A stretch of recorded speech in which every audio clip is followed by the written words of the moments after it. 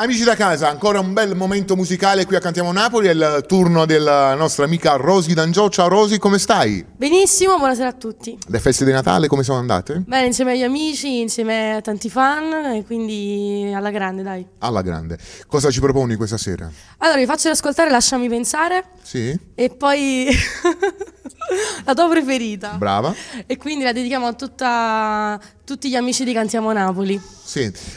Questo 2014? Tante novità, però non le sveliamo comunque, dobbiamo aspettare, dai, le sveliamo più in là. Sicuramente, sicuramente. Allora con Rosy D'Angio noi ci andiamo ad ascoltare queste due belle canzoni insieme ai nostri modelli. Vi salutiamo, vi auguriamo una buona visione, un buon ascolto per tutti coloro che ci ascoltano radiofonicamente, ma soprattutto vi diciamo Cantiamo Napoli!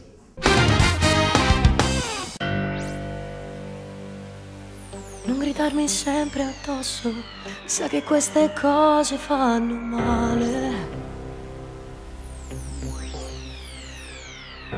Questo tuo carattere distrugge la simbiosi tra di noi.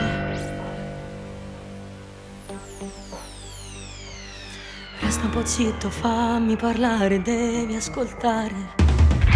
Lasciami pensare, dammi il tempo di capire se ti voglio bene o se con te deve finire.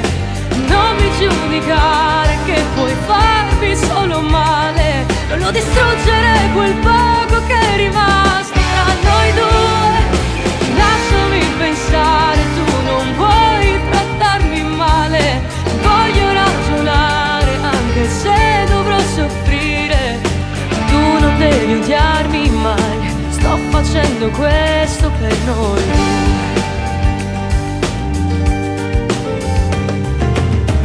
Il mio tempo dedicato a te, i miei giorni e tutti i miei sorrisi. Tutti quei regali fatti a me non sono serviti a cancellare tutto l'amaro, tutto il rancore che c'è nel mio cuore. Lasciami